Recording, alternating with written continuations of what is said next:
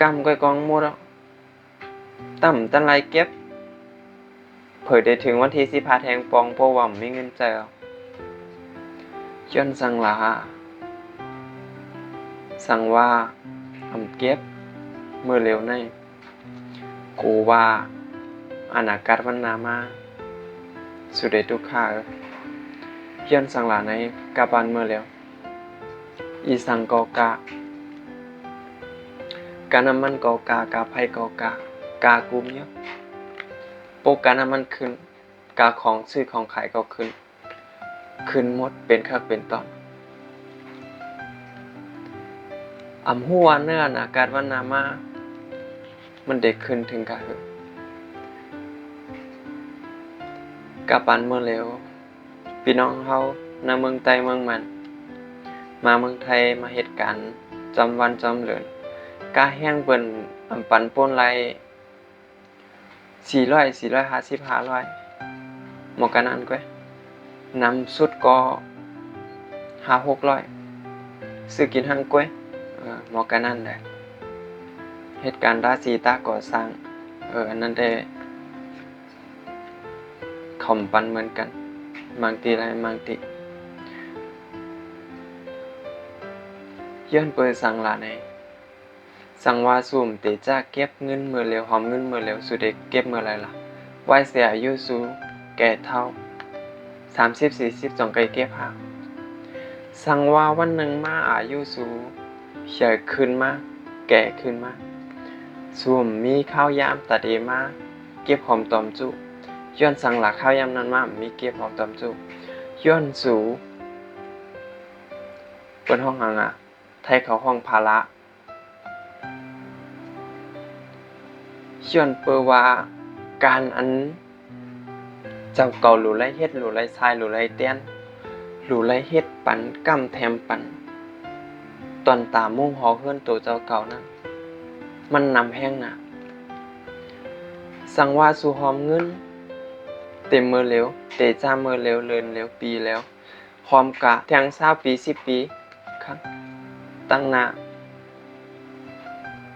สู่ก็ได้มีเงินก่อนหนึ่ง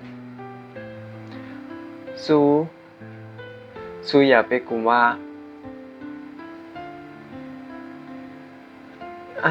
เหลือในก็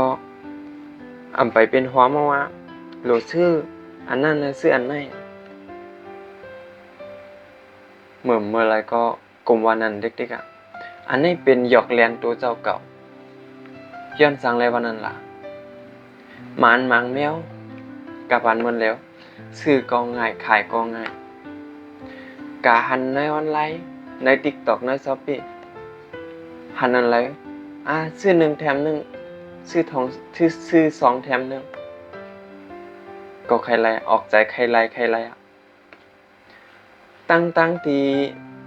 ของอันเฮาได้ซื้อมานั่นเฮาหลูแค่อันเดียว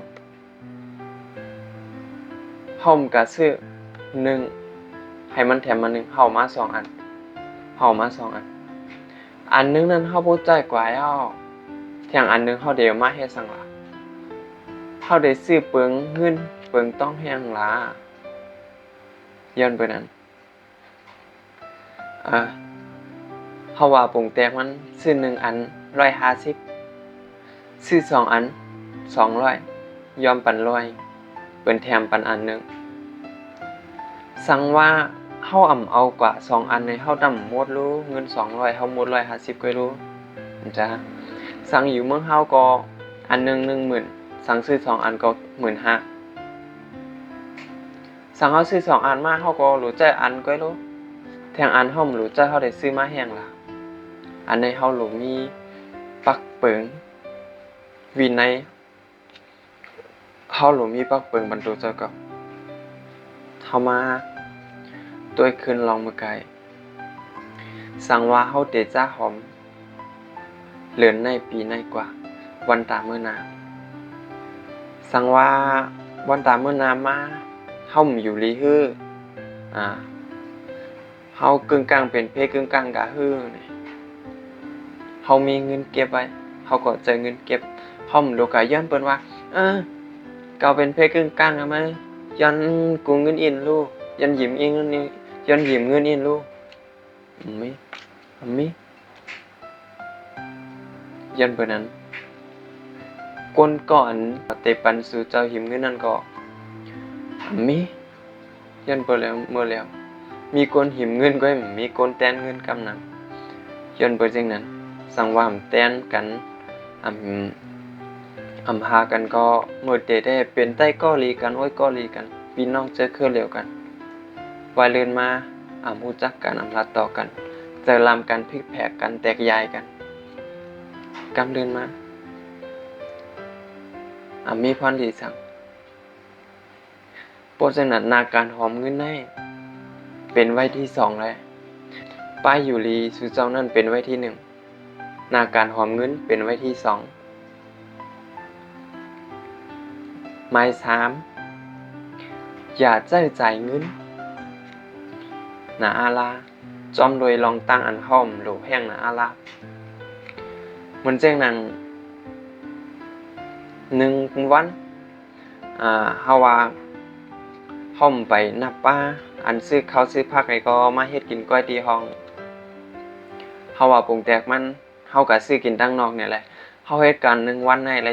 400เฮาก็ซื้อกินตั้งนอกเขา10 บาทเขา10 บาทผักนี่30 40กินหลายๆปอก2 ปอกตีใครอยู่ในได้กินอะไร2 ปอกก็40 บาทสั่งว่าซื้อเขาซื้อผักให้จ้ำกัน50 บาทให้กินไรปอกเร็วไว้สั่งว่าซื้อเขา10 บาท20 บาทซื้อผักเนี่ย40 50นี่เพกิน2 ตาไรอยู่มากลางคำมาแทง40 บาทกะเฮือล่ะเมื่อไกล50เอาไว้จาง60แหละมากลางในหันต่อถึงกลางวันกลางคำมา40ซื้อกินลูกชิ้นไส้กรอกอีสังก็ไรเอาหมดกะคือ110 บาทเอานั่นแหละมันเป็นเช่นนั้นสั่งว่าเมื่อเร็วสู่เจ้าเก็บหอมเงินไร1 เหรียญเก็บไร 2,000 อันนี้เก็บไรแขนหนาแล้วการหอมเงินให้มันไรในเตไรให้ถือล่ะจะว่าตอนตาตัวเจ้าเก่าแต่มีแห้งเหตุการณ์แห้งอยู่เลยป้าอยู่เลยเตไรกินอันลีอันวันแต่เสียนี่ก็ใจก่อนอย่าไปกินลูกเก็บเงินลูกแป้งกินแป้งจ่ายอันนั้นวันมาหัดกินอันนี้ก็วันมาหัดกินอันนั้นกลมไปแม่นก็ลูกเอาจ้อมลอยเปิงเป็นมันเจ๊งอยู่ละเนี่ยสั่งว่าเมื่อได้เฮากินผักน้ำเมื่อพวกมากินผักแห้งกินไก่ทอดอะไรไปกินอันแต่ได้มีพรหลีเฮาเข้าโตเฮาตอนตาป้าอยู่ลีเฮาเสียงเงินเสียงต้องไรอยู่เป็นหังกุยกาว่าเฮานับสอนด้วยว่าเมื่อไหร่ก็หาเงินไร400เกาใจเงินหมดกะคือยาว150เหลือกะคือละ400จ่ายกะ150เหลือ350เหลือ350ใน350นี่สู่ซ่อมตีไรเฮ็ดสังแทงกาจ่ายไปหมดใน1 วันตีไรมาจ่ายแทงกาน้ำกาไฟกาห้องต้องจ้าโปรเจกต์นั้นใน3 อันนี่ใส่ล้อใน1 วันนั่นแหละกาห้อง1 เหรียญกาละ 3,000 หรือ 2,000 1,000ตีงแรงเต็มเหมือนกันนะที่อยู่อันนี้ได้ตาตีสอนแล้วเขาขอมเงินอะไรกาห้องสั่งว่ากาห้อง 3,000 กาน้ำ101กาไผ่250ก็ไม่เอามาป้องกันดังหมดมีกาคือ เอามาป้องกันดังบ่มีกะหือเดี๋ยวก็กำเนิดขึ้นมาเอากว่า1เดือนในมี30วันเอาเงินกาห้องดังหมดนั้นเอามาลงใน1วันให้เต็มหมดหมอกะหือหมดกะหือละกันไหมเฮาเฮ็ดการ1วันไหล400กาเข้าการนำหมด150มาแทงกาห้องให้กะหือ250เอาโยอันนั้นก็200หมอกะในแหละโปห้องบ่กาได้ก็เต็มถึงหมอกะนั้นเอาว่าเฮาหาเงิน1วันตั้ม250อะไรเฮาเก็บอะไร250ในกัดหนาวอ่ะ250เฮามาคูณ30วันไรกะหือมันจะได้ตัวจังนั้นสังว่าสู่เจ้ากูมีตั้งวนว่า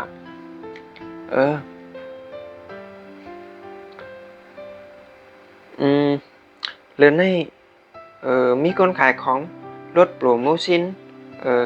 50%ซื้อของอันนั้นอันนี้ไว้ฮื้ออย่าละสั่งว่าข่มมีน้ำเม็ดมันข่มเฮ็ดหรอก็ทางว่ามาก็สั่งว่าสู่เป็นคนหนึ่งอันวนว่าอันนี้มาขายป้อนะละก็เลยซื้อปันให้เมื่อมวยก็ปุ่มออกมาขายไปรู้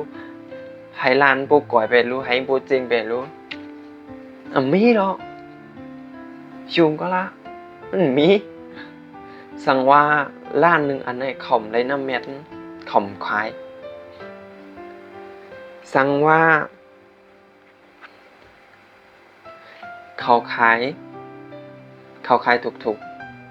เขาก็ออกมาถูกสั่งว่าเขาขายกะเขาก็ออกมากะอันนั้นเป็นปักเปิงเป็นตั้งบนกุนก่อนขัดใจขายของให้มันไรขายไรนำกะฮือลีกันนั่นมันเป็นมอกันนั่นเผยขายแขนก็มันอยู่หรอเพราะฉะนั้นซ้ำแต่เฮ็ดถือเก็บหอมตอมจู้ล่ะเงินหาเงินมาอยู่กูเลินสังว่าสวมหู้เงินเข้าเงินออกใน1วันกาหือใน1วงหมดเงินกาหือมีเงินเข้ากาหือใน1เหรียญสู่จ่ายเงินหมดกาหือเงินอันสู่หาอะไรมานั่นไรมาหมอกาหือสังว่าสุ่มหู้ไล่เข้าไล่ออกอันนี้สุ่มหอมเงินไล่ย้อนสังลาย้อนเปอว่าสวมหูลอกไล่หอมเงินเดือนไหนก็ไล่15,000ก็ได้หอมให้10,000ก็ได้หอมให้10,0005,000เหลือในก็ได้จ่าย5,000ก็อยากเฮ็ดไหนกว่าสั่งว่าหอมมีปักเปิงแต่ได้จ่ายเงินบ่ได้ใน5,000นั้นใน1เหรียญในกับปันหมดแล้วอีสังก็กะมันนำป้อหรอกหาเห็นสั่งว่าจ่ายค่าแรงนั่นก็ซื้อค่ากินอันนี้ก็ซื้อค่าใช้อันนั้นก็ซื้อค่าไรขอกพงค่าไรนาพงแคมหางลีซื้อหมดกึดป้ออะไรมาแก่ออกเนื้อ10,000 10,000แน่ป้อครับมีเงินแต่ได้เก็บ10,000เอาอะยอมมาเอาไปกำ1,000แทงกำที่2มา500ย่อมกว่าได้ดิเงินอันสู่เก็บไว้นั้นมันตึกไหลยิบออกอยู่สั่งว่าสู่กลุ่มเฮ็ดจังนั้นอยู่เว้ยแต่ได้หอมเงินไรในมันหยาบนะสู่หู้ล็อกไล่จ่ายเงินหู้ล็อกไล่ยิบกำเงินแต่ได้ใจกว่าจัดปันมื้อนาก็มันหยาบสังว่ามือเลี้ยวห้อมพึกเฮ็ดเส้นไม้เงินเข้าเงินออกหน้าหนากัดเมื่อนาจัดปานเฮาเพอได้มาเลี้ยงรู้ลุ่มลาเฮาเพอได้มาจี้สั่งสอนปานเฮาว่าเฮ็ดนั้นเฮ็ดในมายิบมือสู่เจ้าเฮ็ดกว่ากำอัน2อันมีหรอกนั่นมันก้นให้มีหรอกก้นกำพองก็แต่ว่าคายยองอยู่ อยู่ๆก็ไอ้เน้นมาหลาเขาได้มาจ๊ะจ๊ะซึ่งนั้นดีเอาก็เอาดีเอาก็แปดย้อนสั่งไรวันนั้นอะไรก้นเฮากูก็มีลองลีละลายมีลองห้าอิดมีลองเมือกลองเรื่องอิดมีลองห้าอิดเป็นลองลีละลายมีอะไรมึงก้นนั่นมีมียุ่มคาละสู่เจ้าเคยเก็บเงินหมายนึงหังหู้เงินเข้าเงินออกตัวเจ้าเก่าใน1 วันฮื้อใน1 วงฮื้อใน1 เดือนฮื้อตัวเจ้าเก่าหาเงินไรมอกะหือใช้จ่ายเงินไร1 เดือนในหมดกะหือสุดใดไรมีปักเปิงสังว่าเฮาว่าปงแตกมันสู่เคยไรiPhone ลูกนึงนี่แหละลูกนั้นเฮาว่า 40,000 เฮาไว้กาคัน 40,000 ก็ได้อันนั้นเป็นเป้าหมายเป็นที่เยี่ยงหมายของสู่เจ้าว่า 40,000 ในตาได้เก็บไร 40,000 ในเฮาได้ไรเหตุการณ์หลายเหลือนเฮามานุกออกรายนับรายจ่ายกูเลินเฮียก็กำไรเฮามาเก็บ1 เหรียญในเตไลเก็บมอกาคือตาเตไล 40,000 ในเยาก็เตไลเหตุการณ์หลายเหรียญตาเตไลเงิน 40,000 มาในเฮารู้เลยฮู้ว่าเฮาตึกเตเฮ็ดสังอยู่เฮาตึกเตกว่าแล้วอยู่ตีเยี่ยงอ่านเฮาในเป็นอีสังอยู่คาเคลาเตมีมอกาไนก็เองครับย้อนสังหลาในสังว่าตัวเฮาออกปักเปิงหรือตัวเฮาเพอได้มาออกมันเฮามีหรอกเป็นตัวเจ้าเก่าเย้าขัดใจลุ่มลาตัวเจ้าเก่าลีสังว่าสู่เจ้าเป็นก้นก้อนหนึ่งอันผาดผาดเมผาดปอมเมพี่น้องเจอคือยานเฮิรนยานเยมาเศร้าอยู่เมืองไทยตาได้หาเงินอย่าเปเจอเงินเป็นหลอกเป็นไรเขาเจ้านั่นมุงมองว่าวันหนึ่งมาแต่ละอยู่ลีกินลีเหมือนเปิดอยู่จำจ้ะกำนำแต่เป็นเช่นไรก็ว่าเรือนเย่าเรือนเขาก็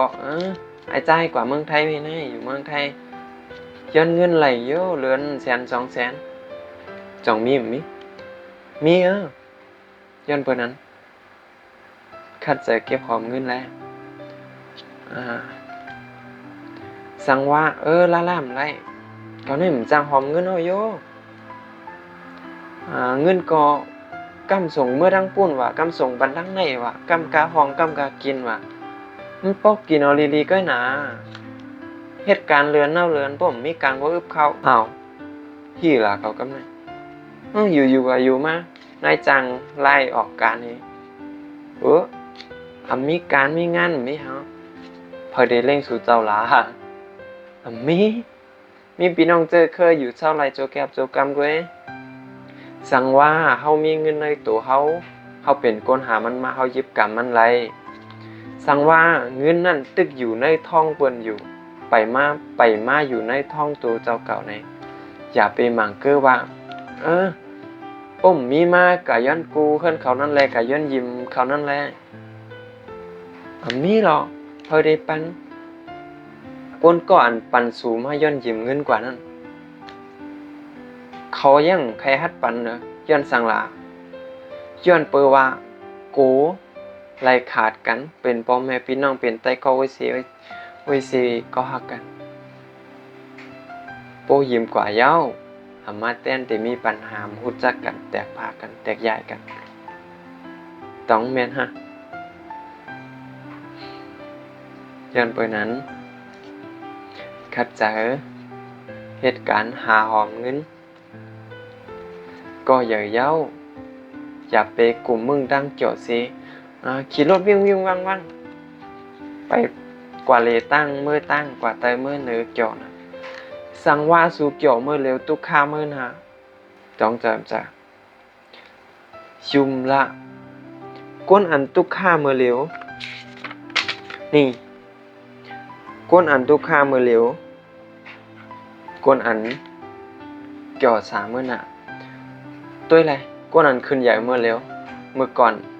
กับตัวบุญวันหลังเขาแลเขาคัดใจมากมอกะคือมันเป็นจริงนะเนอะสังว่าเขาคัดใจเมื่อเร็วเขาเด็กคัดใจมืออะไรล่ะมือหนาเขาหัวมี